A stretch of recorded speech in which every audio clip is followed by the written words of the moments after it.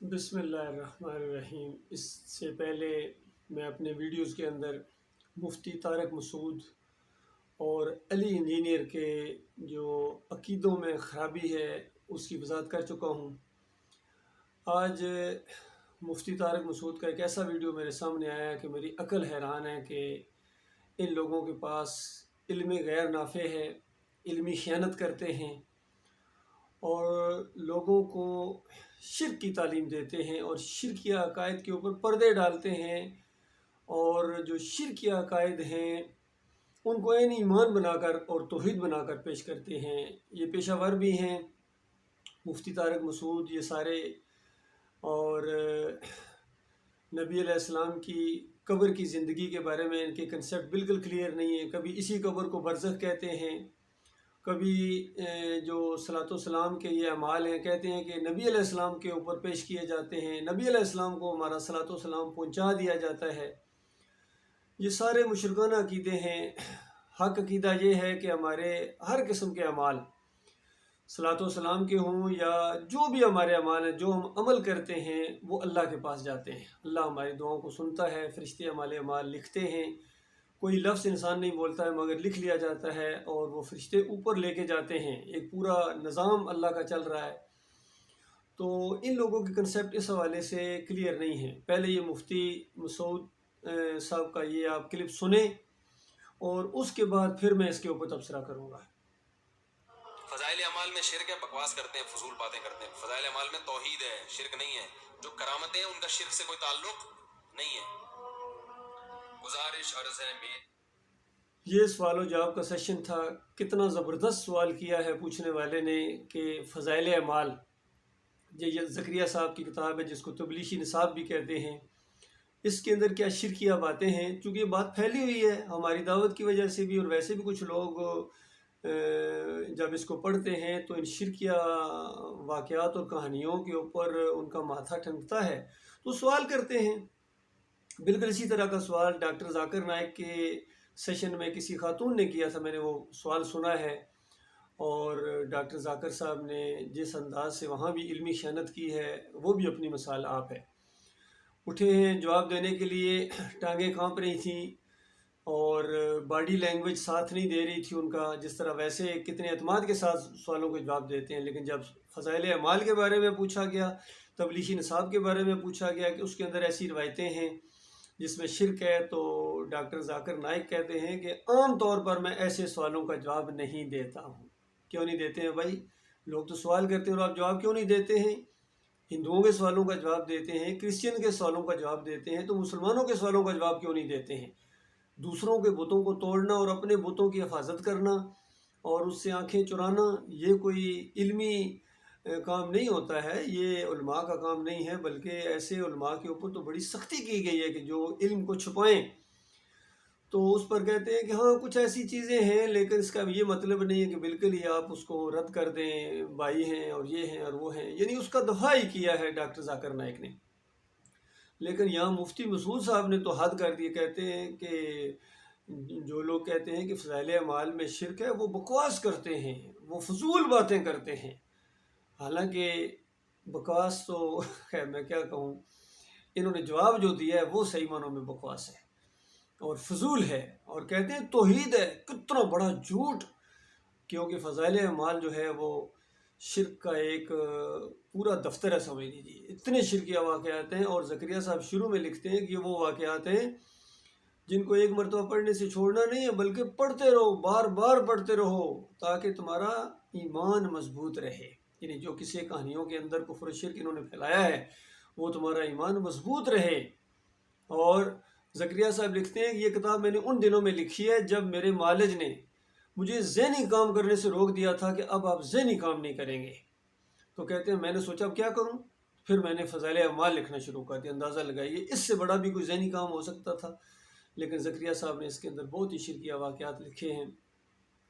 ایک دو واقعات میں آپ کو سناتا ہوں تاکہ آپ کی آنکھیں کھلیں کہ کتنے زیادہ شرکیہ واقعات ہیں۔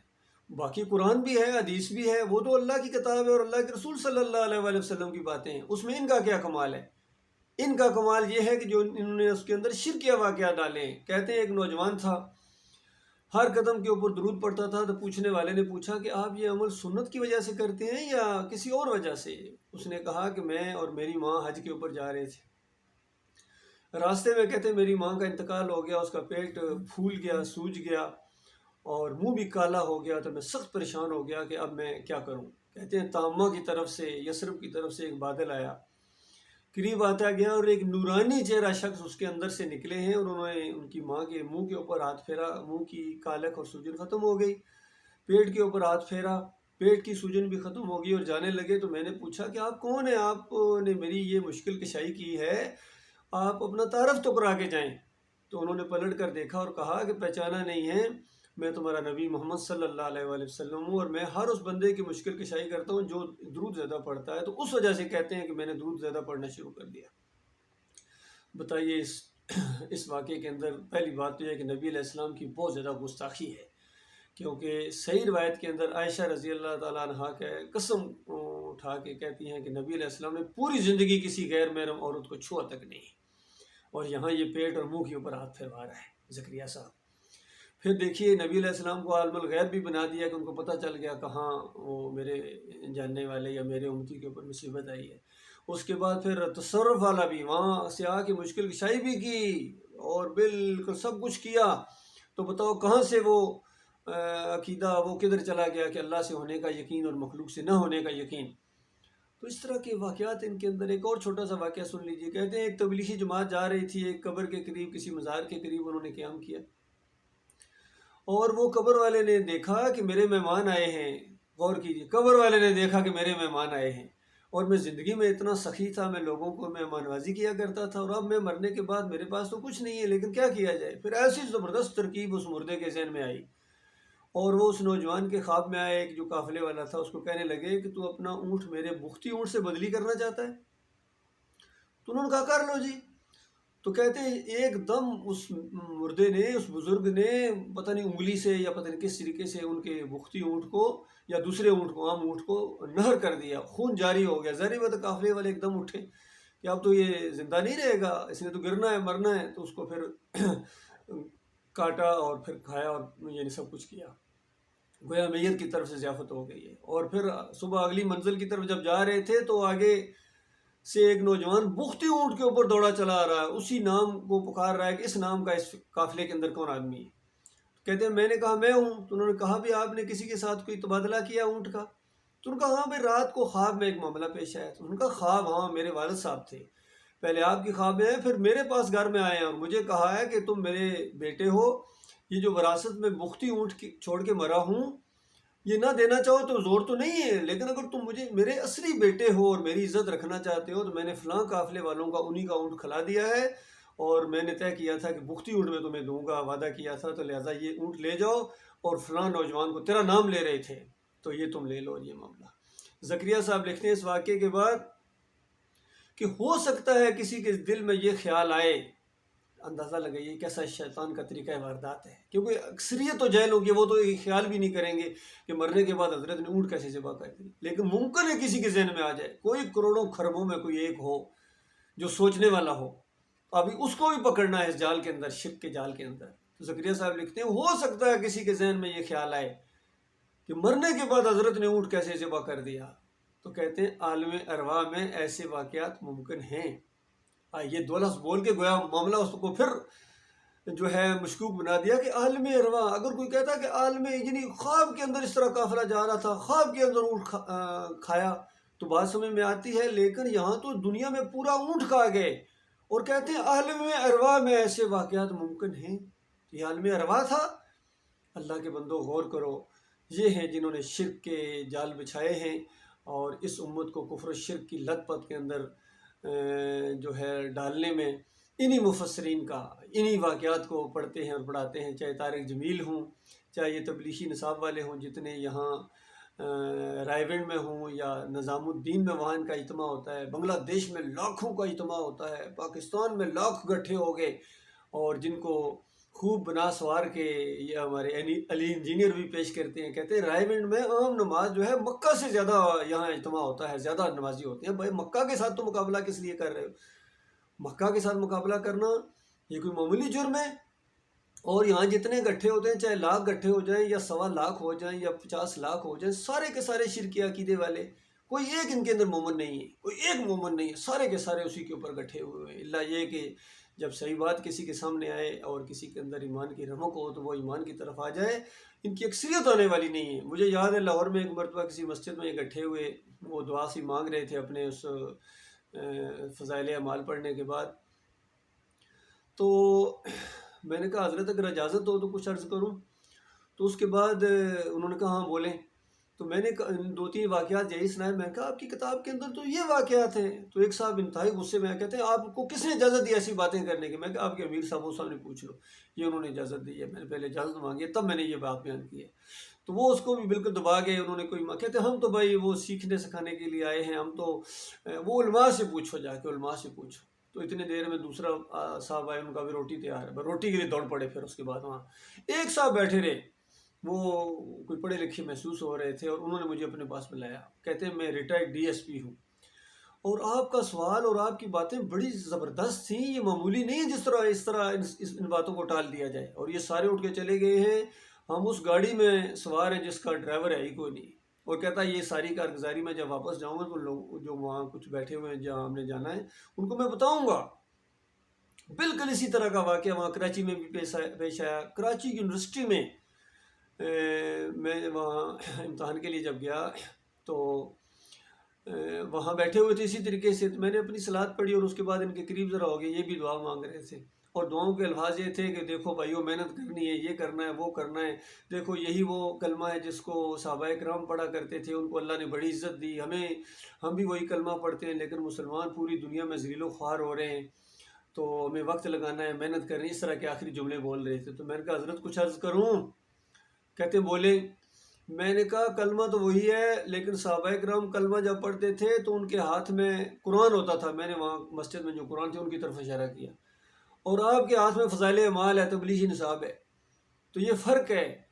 تو ان کو اللہ نے عزت دی تھی، وہ معزز تھے زمانے میں مسلمان ہو کر، اور تم خوار ہوئے ہو تارک قرآن ہو کر۔ قرآن کو چھوڑ کے جب سے تبلیغی نصاب ہاتھ میں ڈالا یہ فضائل اعمال، تو ذلت اور خواری تو لازمی ہے۔ تو ایک دم ذرا تھوڑی سی وہ بھی ناراض ہو گیا، حالانکہ بڑے بڑے پروفیسر وہاں بیٹھے ہوئے تھے، کسی کے دماغ کے اندر یہ بات نہیں کہ میں نے بات کیا کہی ہے۔ کہتے ہیں جی اس میں بھی تو قرآن و حدیث بھی ہے نا جی، آپ کیا باتیں کر رہے ہیں؟ میں کہا قرآن و حدیث بھی ہے، شرک اور کفر بھی ہے، اور یہ اس کے بعد جو شرک اور کفر کے انجیکشن لگا کے آپ لوگوں کو بلائیں گے تو خیر کبھی نہیں آئے گی۔ تو سارے لوگوں نے یہی کچھ کیا، اللہ کے بندو، چاہے ابن کثیر کی تفسیر ہو، چاہے یہ طاہر القادری کی ہو، چاہے یہ ڈاکٹر اسرار کی ہو، چاہے یہ محمد حنیف کی ہو، دعوت القرآن، ہر ایک نے شرک کے انجیکشن دیے ہیں، اپنی تفاسیر کے اندر انہوں نے مارا ہے۔ تو مٹھائی لائے ہیں، زہر ملا کے لائے ہیں۔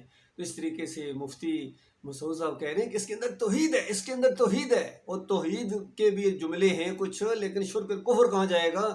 اور اللہ کی کتاب کہتی ہے کہ شرک اگر تم نے کیا، انہ من یشرک باللہ فقد حرم اللہ علیہ الجنہ ومأواہ النار وما للظالمین من انصار۔ جس نے شرک کیا اور اس پر موت آ گئی، پکی اور آخری بات یہ ہے کہ اس کے اوپر اللہ نے جنت کو حرام قرار دے دیا، اس کا ٹھکانہ جہنم کی آگ ہوگا، اور ایسے ظالموں کا وہاں کوئی مددگار نہیں ہوگا۔ تو کبھی کبھی جب ان سے بات ہوتی ہے ان تبلیغی نصاب والوں سے، رائے بینڈ والوں سے، تو کہتے ہیں ہاں جی وہ ایک شرکیہ واقعہ تھا، وہ ہم نے نکال دیا، اس کے اندر سے حذف کر دیا ہے۔ تو میں ان کو کہتا ہوں کہ وہ واقعہ تو حذف کر دیا ہے، حضرت صاحب کو جہنم سے کیسے نکالو گے؟ کیونکہ تو شرک پر مر گئے، اور شرک پر مرنے والا ہمیشہ کی آگ میں رہے گا۔ تو اس کے بعد ان کا اخلاق پھر دیکھنے والا ہوتا ہے، اس قدر غصے میں آ جاتے ہیں۔ تو یہ معاملہ ہے، اللہ کے بندو غور کرو۔ علی انجینئر بھی اسی طریقے سے ان سب کا کئی دفعہ شرک واضح بھی کرتا ہے، اور پھر کہتا ہے میں فخر سے کہتا ہے میں ان کے پیچھے نمازیں پڑھتا ہوں، چندے دیتا ہوں ان کو، اور شرک تو ہے ان کا، لیکن چونکہ کلمہ جو پڑھا تھا جی، وہ کلمہ پڑھنے کے بعد شرک سے توبہ کرنا ضروری ہے۔ اگر کلمہ پڑھنے کے بعد تم شرک نہیں چھوڑتے ہو تو تمہیں کلمہ کام نہیں دے گا۔ کلمے کا مطلب یہ لا، تم لا کے اوپر پھر ایک اور لا چلا دیتے ہو، شرک اور کفر کے ساتھ نمازیں بھی پڑھتے ہو، روزے بھی رکھتے ہو، تہجد گزاریاں بھی کرتے ہو، عمرے اور حج بھی کرتے ہو، تبلیغیں بھی کرتے ہو، جہاد بھی کرتے ہو، تو بتاؤ تمہارا شرک اور کفر تمہیں کہاں لے کے جائے گا؟ جب تک اس شرک سے توبہ نہ کرو، یاد رکھنا تمہارا کوئی عمل اللہ کے یہاں قابل قبول نہیں ہے۔ اور یہ جو چاہے علی انجینئر ہو، چاہے یہ مفتی مسعود ہو، کبھی کبھی آپس میں لڑ بھی پڑتے ہیں، پھر آپس میں دوستیاں بھی کر لیتے ہیں، کیونکہ نہ وہ ان کے پردے اٹھانا چاہتے ہیں، نہ یہ ان کا راز فاش کرنا چاہتے ہیں، آپس میں مل کے رہو۔ جس طرح بریلویوں اور دیوبندیوں نے جب آپس میں ایک دوسرے کی کتابیں لکھی اور آخر میں کہا کہ دیکھا ہمارے خلاف کتاب لکھی ہے نہ، تب ہم نے جو تمہارے خلاف لکھی ہے، نہ تم ہمارا راز فاش کرتے نہ ہم تمہارے پردے اٹھاتے. تو اس طرح آپس میں یہ ملے ہوئے مولوی ہیں. اللہ کے بندو ان کے جال سے نکلو. یہ اپنی دنیا کی خاطر تمہاری دنیا اور آخرت دونوں برباد کر رہے ہیں. یہ نمازیں بیچتے ہیں، اذانیں بیچتے ہیں، دین بیچتے ہیں. کوئی بریلوی بنا دیا گیا، کوئی دیوبندی بنا دیا گیا، کوئی اہل حدیث بنا دیا گیا، کوئی سلفی ہے، کوئی صوفی ہے. صوفیوں کی کتابیں اٹھا کر دیکھیں جن کا یہ علی انجینئر کی پوسٹ مارٹم بھی کرتا ہے کہ اشرف علی تھانوی نے چشتی اور رسول اللہ کے نعرے لگوائے، اور محی الدین چشتی نے چشتی اور رسول اللہ، تھانوی نے تھانوی اور رسول اللہ کے نعرے لگائے، اور ان کو یہاں بھی کرتے ہیں اور پھر کہتے ہیں پھر میں تمہارے پیچھے نمازیں پڑھتا ہوں. اندازہ لگائیے اور تمہارے نزدیک کیا ایمان کی اہمیت ہے. تو اللہ کے بندو جب تک یہ روڑے نہیں ہٹیں گے، یہ طاغوت ہیں، چاہے یہ مفتی مسعود ہو، علی انجینئر ہو، اور یہ طاہر القادری ہو، طارق جمیل ہو، اور جتنے بھی یہ مزاروں کے سامنے سجدے کرنے والے، رکوع کرنے والے ہمارے سیاسی لیڈر، ان کے دیکھو کس طرح شرک اور کفر کے انجیکشن دیتے ہیں اس قوم کو. تو جب تک خیر جو ہے نا وہ ایمان کے ساتھ مشروط ہے، اور جب تک شرک کے ساتھ تم بدترین دشمنی نہیں کرو گے، اور ہر قسم کے شرک، پکار کا شرک ہو، یا علی مدد کا، یا رسول مدد کا، یا غوث مدد کا، پھر 11ویں کا، 12ویں کا، اور 10 محرم بھی آ رہی ہے، اس کے بعد یہ قوم جو کچھ کرے گی حیرانگی ہوتی ہے. یہ وہ قوم تھی جو کبھی ایمان اور توحید کی بنیاد پر اٹھے تھے اور پوری دنیا پر چھا گئے تھے. 23 سال کا عرصہ نہیں گزرا ہے کہ نقشہ بدری ہو گیا ہے دنیا کا. وہ جو تھے وہ مومن تھے، وہ بریلوی نہیں تھے، وہ دیوبندی نہیں تھے، وہ قبر پرست نہیں تھے، وہ فریب کار نہیں تھے، وہ حق اور باطل کو نہیں ملاتے تھے مفتی مسعود کی طرح اور علی انجینئر کی طرح اور ڈاکٹر اسرار کی طرح اور ڈاکٹر نائک کی طرح، طاہر القادری کی طرح اور صوفیوں کی طرح. وہ صوفی نہیں تھے، وہ مجاہد تھے. میرے پیارے بھائیوں، میں آپ کا بھائی ہوں، میں مولوی نہیں ہوں، میں کوئی پیر نہیں ہوں، نہ ہی میں کوئی سیاسی لیڈر ہوں. اور آپ میرا یوٹیوب چینل دیکھیں، سارے جتنے بھی میرے بیانات ہیں وہ ایمان خالص کے گرد گھومتے ہیں. الحمدللہ اللہ نے اس دین کی سمجھ دی ہے اور اسی کو ہم پھیلائیں گے. یہ تبلیغ ہے، یہ ہے تبلیغی نصاب، قرآن اور صحیح حدیث. باقی یہ فضائل اعمال جو شرک اور کفر کے یہ پلندے ہیں اور انہوں نے پھیلائے ہیں ہر جگہ جھوٹ، اور جھوٹ کے اوپر ان کا سارا ایک سے ایک جھوٹا واقعہ ہے اس تبلیغی نصاب کے اندر. زکریا نے لکھا ہے اور یہ مفتی مسعود کہتے ہیں اس میں توحید ہے. شرک کہاں ہے؟ جو شرک کہہ رہے ہیں وہ بکواس کرتے ہیں اور وہ فضول باتیں کرتے ہیں. تو اللہ کے بندو کس قدر یہ انسانیت کا دشمن ہے، مسخرہ. یہ مسخرے ٹائپ بھی لوگ ہیں. یہ چاہے انجینئر ہو، اس کے آپ بیانات سنیں، سوال و جواب سنیں، مفتی مسعود کے سنیں اور طارق جمیل کے سنیں، طاہر القادری کے سنیں. مسخرے ہیں. فضل الرحمان کا تو کہنا ہی کیا. تو ان سب لوگوں کے پاس جو ہے نا علمی غیر نافع ہے. اللہ کے بندو یہ دنیا دار ہیں. باقی اگر آپ کہیں گے انہوں نے داڑیاں رکھی ہوئی ہیں، ٹوپیاں انہوں نے پہنی ہوئی ہیں، تو یہ ان کی مجبوری ہے، اس کے علاوہ ان کا کام نہیں چلتا ہے. تو ان فریب کاروں کو سمجھو. اللہ کے بندو ان کے جال سے نکلو. اللہ تعالیٰ آپ کی مدد کرے. وقول کو لہٰذا استغفر اللہ لی ولکم ولسائر المسلمین.